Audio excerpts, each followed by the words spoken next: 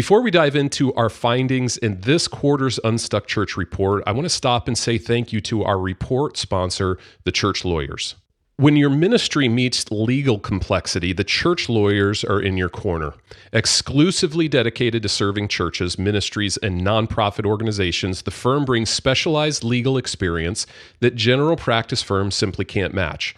From church formation and governance to employment law, property matters, IRS compliance, crisis management, and more.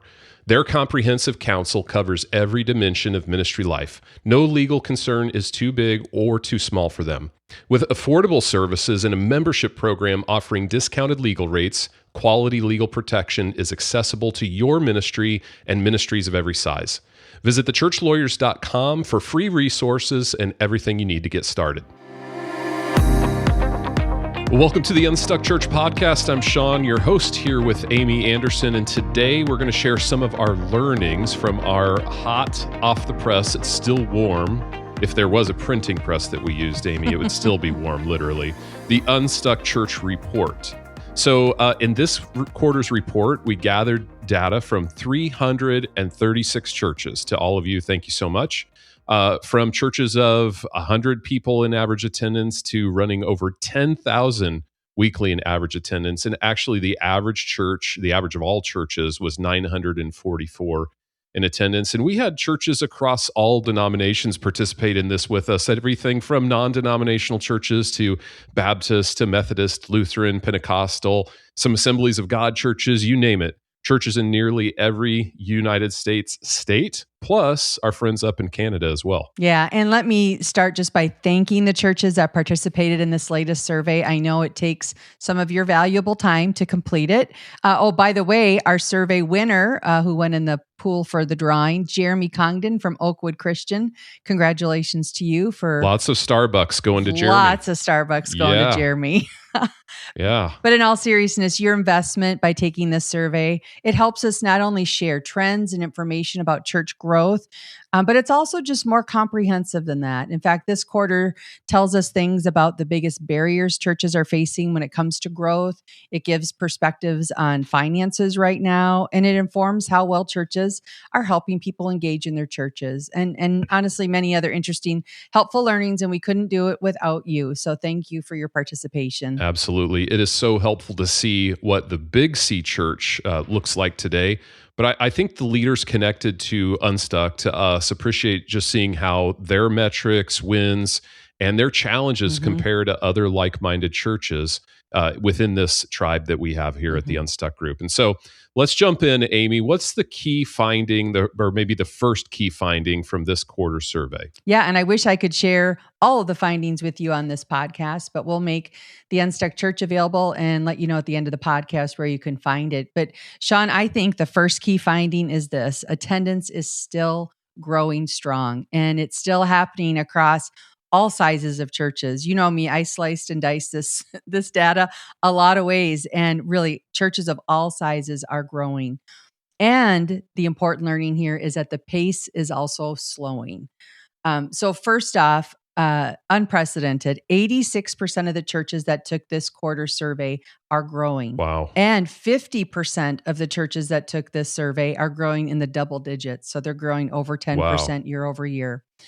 If we look at the average of all churches that took it, we're sitting at about 14% year over year growth. And that's fantastic. I mean, in 2017, we were at 5%. So, think about that. Historically at the Unstuck group, since we began collecting data on churches, and the healthy benchmark has been 5 to 10%. So to be at 14% is just amazing.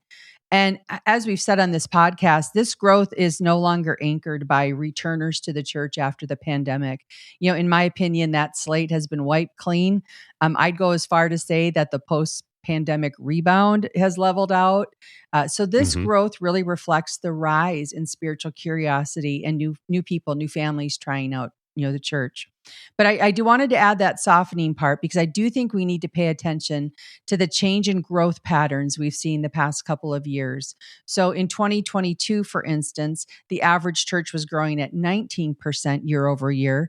In 2024, just 2 years later, it was at 17%. And today we're at 14%.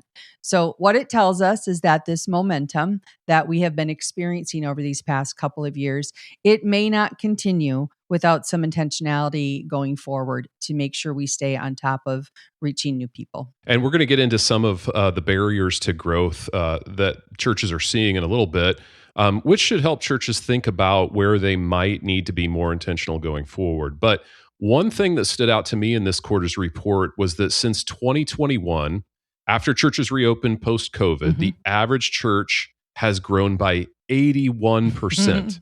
In other words, the average church has nearly doubled, right? Yeah, that's right. I intentionally asked those questions in this quarter's report because I was curious about how have we rebounded after reopening the doors in 2021. So that was a fantastic number to look at, just how God's been growing this church. And by the way, this is all about living on mission. So a couple other things to share in this area.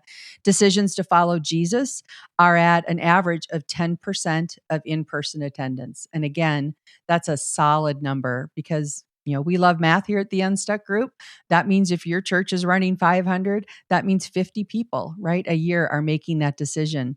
And churches in the data, Sean, that were over 1,000 inside, that number actually jumps up to 11%, over the year. And those numbers, they are significantly higher than the reports we hear out of other research groups. And it again supports that church is connected with our tribe and the mindset that mission trumps methods. They just continue to see extraordinary results. And we have to just make sure we celebrate that. And then lastly, on this one, on the digital side of reaching people, online engagement continues to grow. In fact, the average online views are up 25% year over year for all the churches that took the survey. And the total contacts in the church databases are up 12%. So I think what this is telling us is that churches are getting better at tracking and connecting with people. And as I wrote in the full report, I really believe the next step for most of us is really honing in on, now that we're collecting the data, what are we going to do with that to really connect people who are new to our churches? Well, that's all really good news. But I want to go back to what you said just a few minutes ago related to the softening growth trends. You mentioned that churches will need to get intentional about future growth, not just assume that it's going to continue to happen the way it has been the past few years. And I think part of that intentionality is actually connected to the church's engagement pathway, the systems that help people get connected beyond just attending the weekend services. So what did we learn in the survey just about engagement? Yeah, there's some great news here as well. About 51% of church attendees are now in some form of small group or community gathering. And that's right at the benchmark for us, 50 to 55%. And that has come back strong over these past few years. So roughly half of our attenders are connected in groups. And that's remarkably consistent, again, across all church sizes. Whether you're 100 people or 10,000, half of the average weekly attendance in group just prevailed across all different sizes. And then let me talk about volunteering. Sean, this has been the slowest engagement area to rebound since reopening after COVID. Time became that bigger commodity. But we actually saw some good news here too. Volunteering, the average now is up to 42%. And in the survey, how we ask that is we say, how many students and adults are engaged in serving in your church at least one time a month? And then we ask them to take out the duplicates. So Sean, if you serve in 3 areas, we want to count you just once.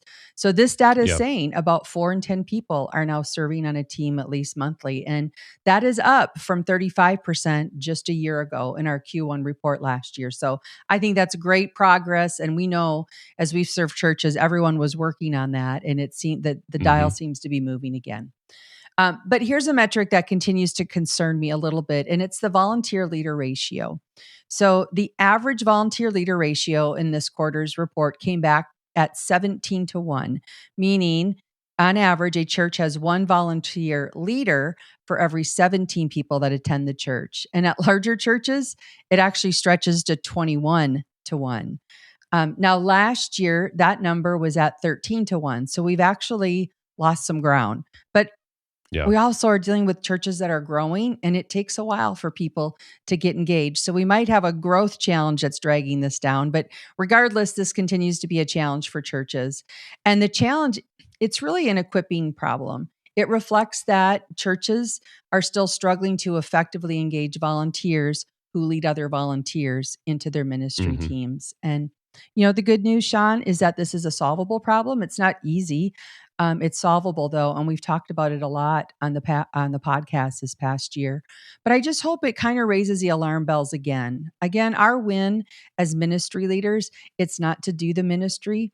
It's giving it away to the people God has in our seats. It's how they grow and it's how they engage their spiritual gifts in the life of the church. So I hope this raises a question with your teams. Just how are we doing compared to that average right now of 17-1? And of course, taking steps in generosity is also part of the Mm-hmm. engagement journey. Giving is or should be part of our discipleship process. So I thought there was some good news in regard to giving as well. Yeah, there was. I'm actually curious, Sean. You've seen the report. What stood out to you in this area of generosity? Well, giving is up actually 9% year over year, and that's healthy. Last year, the number was 8%. So we saw a little bit of growth there. People are being generous, and the larger churches over 1,000, are seeing the biggest giving increases at 10% right now. But here's the tension. The most common way churches describe their financial position wasn't thriving. Yeah. It was somewhat constraining, meaning, we can keep the lights on, we can run our general ministry plays, but we're being cautious with our Mm-hmm. finances. And we've heard that from churches that we're working with. It's not like their finances are unhealthy, Mm-hmm. but they feel constrained when it comes to funding their dreams and the vision that's out in front of them. Yeah, well, we heard that on our call with our consulting team that we had this past month. Many of our consultants, Hmm. for our listeners who don't know, they're executive and lead pastors. Unstuck is kind of their side hustle, and we do that strategically because we want our team up to date with what churches are facing today. And if you Yeah. remember, a couple of them weighed in on capital campaigns that they're running right now to fuel their dreams, as you said, and they really aren't seeing the results they had expected. And so we had a Hmm. conversation around it. And that's something we're kind of keeping our eyes on, trying to learn if that's a trend Hmm. out there, like where people are not as generous in this season. Again, these are growing churches, so it could be because we have a lot of new people. But yeah, that's just came to mind. Well, to look at it from another angle, the survey actually shows that per capita giving goes down as the church gets bigger. Smaller churches under 200 see about $65 per person per week. Churches over 1,000, that dips down to only $49 per week. And that's a 25% Hmm. drop. So bigger doesn't mean more generous per person.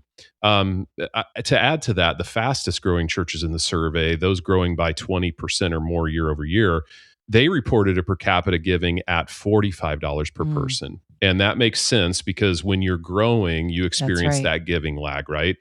New people, one of the last ways that they'll engage with your church, most likely, is to give financially. Yeah. And back to that capital campaign thing I just mentioned, it's likely the fast growing churches that are out of space.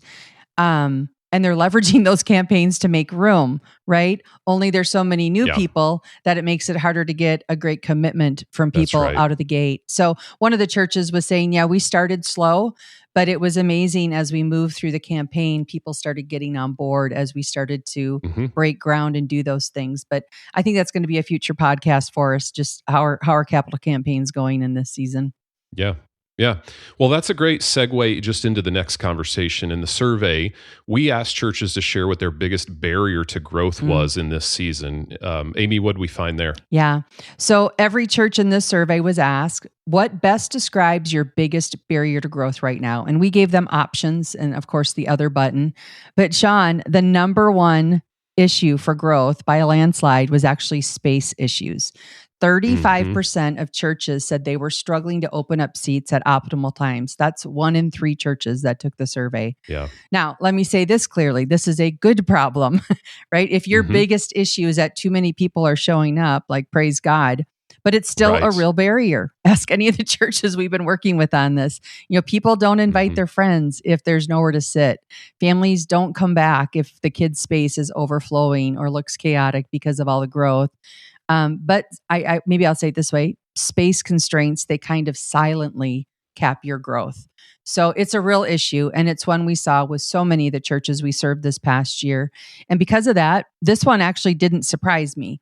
Clearly, space and service times was something we talked about quite a bit on this podcast the last 12 months. But here's the one that did surprise me, Sean. The second biggest barrier, again, self-assessed by the church leaders who took the survey, is invite culture. 20% of the churches said that their people have cooled to inviting friends and family to church. And this was the biggest barrier for churches that were growing by less than 5% year over year. If we segment by growth, the churches that were growing by less than 5%, this was their biggest barrier.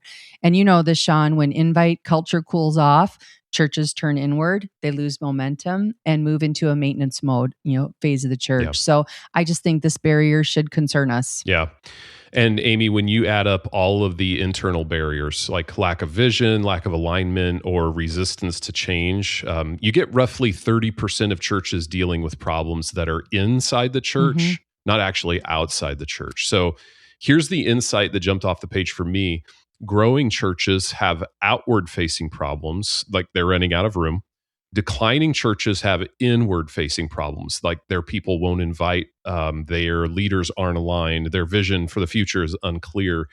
And if your biggest barrier is something inside your church body, treat that as a warning sign. It's time to tackle those issues, those kind of solvable internal challenges. Yeah, well, I'll make a shameless plug. This is what the Unstuck process tackles.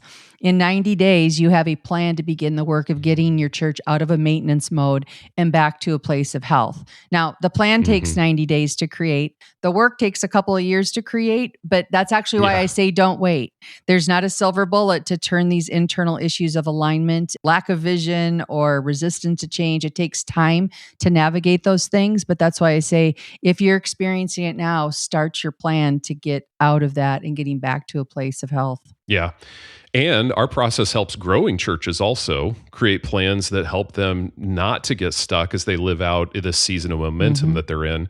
You talk to any fast growing church and they will tell you when their stuckness is really set in. We help churches get ahead of that growth and to build the systems required to kind of move from momentum growth into what we call strategic growth and ultimately the sustained health phase of the church life cycle. And Amy, in the last 2 weeks, I've worked with 2 of these churches that are growing double-digit percentages, running out of space, need more leaders. These are all the challenges that we're working on. And what we're trying to do is get a plan to get out in front of those churches. And that work has been really fun. We're such church nerds, Sean. We both start talking faster and louder as we get into let's turn it around. Unashamedly. Yeah, absolutely. By the way, 14% of churches said they're experiencing no major barriers at all. They're reaching their community and don't feel stuck. So it is possible to get to that place. But there are a lot of barriers on the way up. There's barriers when we're losing momentum, but there is that sweet spot where we can live and thrive. Before we wrap up today's conversation, I had a chance recently to sit down with David Middlebrook from the Church Lawyers to ask him about some of the report's findings related to salary and compensation, as well as risk management. So, David, the survey found that only 51% of churches who participated use a professional survey analysis for senior and executive pastor pay. The difference by church size is pretty telling. 74% of churches running 1,000 plus use professional analysis, but only 31% of churches under 200 do. How does that leave the churches exposed to risk?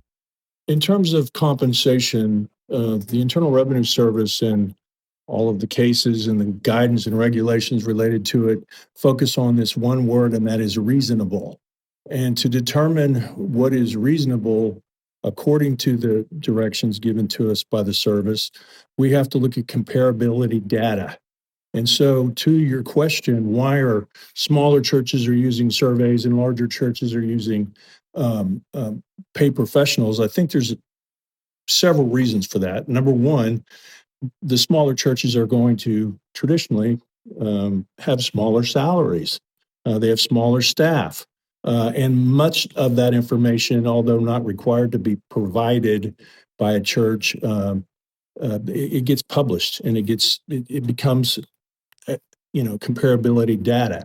But as the church grows, the facets of the church and its ministry and its leadership and the different positions become unique, and it's difficult to find those comparability data without going to a professional. Like in our firm, for example, we keep track of every study that we've done over the course of years, and so we can look at not only based upon the size of the church attendance-wise or the size of the church from a revenue perspective, we can look at it denominationally, geographically, and in many, we slice the pie many, many different ways. And so I think the short answer is that, it's just a more complex, unique animal as a church grows, as opposed to when they're smaller. And 57% of churches said that they had not completed a legal or risk management audit in the last 3 years, and that number actually stayed consistent across all sizes.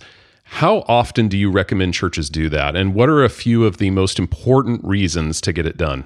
First of all, I have to tell you the 57% number is surprising to me, and actually, I would have thought it would have been much higher.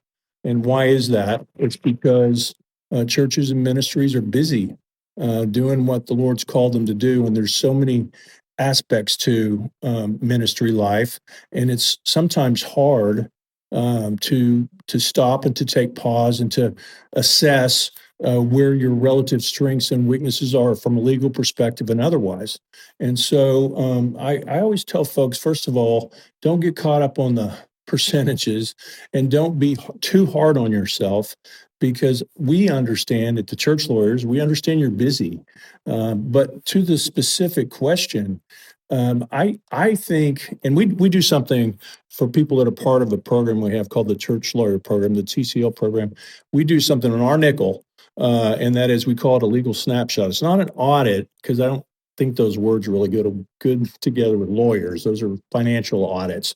It's not an audit, legal audit. It's a snapshot. But we look at your insurance policy deck pages and your bylaws, your articles, and just all the stuff, policies, procedures, just to get a baseline with new clients to know where they are. So what I think is, and I encourage folks that become new clients, new TCO client members, you go use that process, because we're going to give you a checklist and we're going to educate you during that first round of what you need to be looking at. So then you have the skills, and because it can be a daunting task to say, well, go look at everything. Well, what's everything? Okay. And how do I do this systematically? And how much time is it going to take? For example, I tell folks at a minimum, you should get your bylaws out. I encourage them to do it between the holidays, after Christmas and before New Year's or whatever. Just get it on your calendar, get your bylaws out, and ask yourself, are these bylaws really who we are?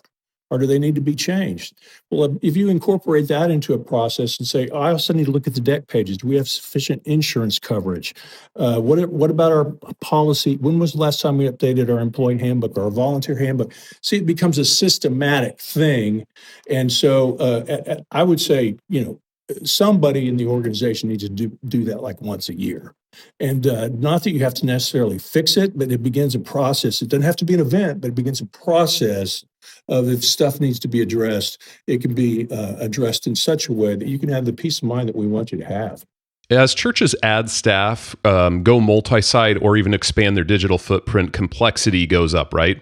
And risk goes up with it. How do you see churches moving forward without a clear understanding of where the organization is exposed? That's a really great question, and unfortunately, it's a very broad question that I can't give you just a short answer to.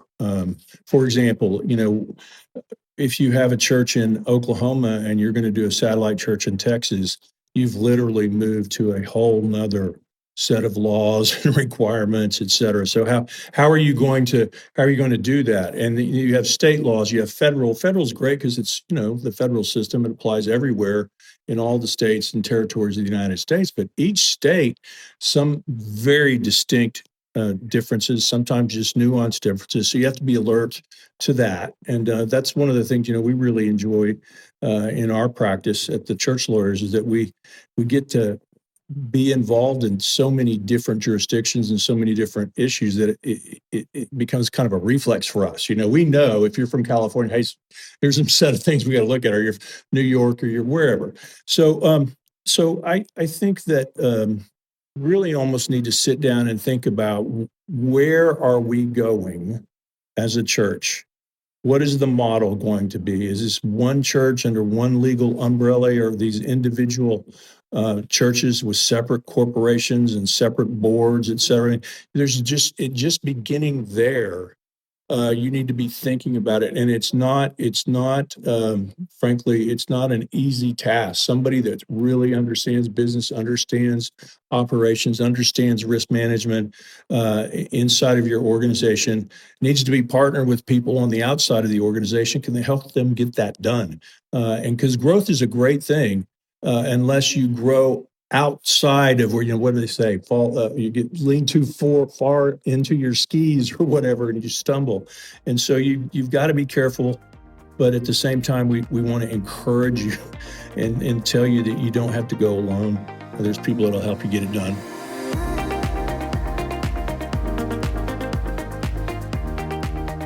All right. Well, Amy, there's obviously so much in the report. We can't get through all of it today. So we're going to wrap up today's conversation. Any other survey results that stood out to you before we do? Yeah, one other one, Sean. The average church board or elder team came in at an average of 8 members, and they have 2 to 3 standing committees. But as I scrubbed this data, in fact, some of the churches that participated got emails from me. I'm like, do you really have 20 board members? Do you really have 50? Do you really have? And they do. Some of them do. And so those outliers can kind of skew those numbers a little high. Yeah.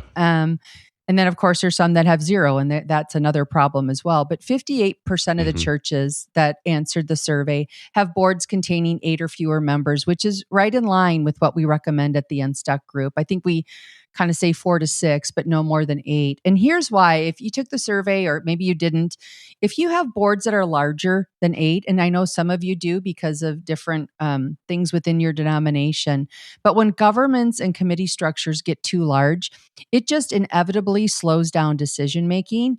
It diffuses accountability, and it actually can be one of those internal issues that are causing some of the stuckness. So there was nothing really like wow about seeing that on our chart in our report, but I just wanted to highlight it that, let's keep working at that if we have some larger boards. Yeah.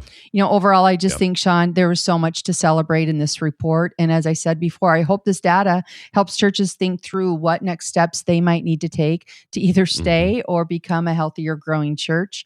And I also hope churches pay attention to those yellow flags that we talked about, like growth softening and that cooling invite culture across the board. I think it's a nice whisper for us to be paying attention to as we go to lead our church through this year. Well, thanks, listeners, for joining us as we dive into the latest church trends and data. Thanks again to all the churches that participated in this quarter's survey. I mean, your input, your help, and your willingness to sit down and share your data helps so many churches across the Big C Church. So thank you. We're really grateful. And if after listening to this week's episode, you're thinking, we could use some outside help on some of these issues, we help churches on a weekly basis navigate things like those challenges that come with growth. Determining how to add services, determining how to add locations and how to go multi-site.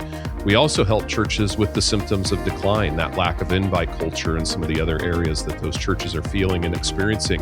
So if you'd like to start a conversation, you can reach out to us today at theunstuckgroup.com. Next week, we're back with another brand new episode of the podcast. So until then, we hope you have a great week.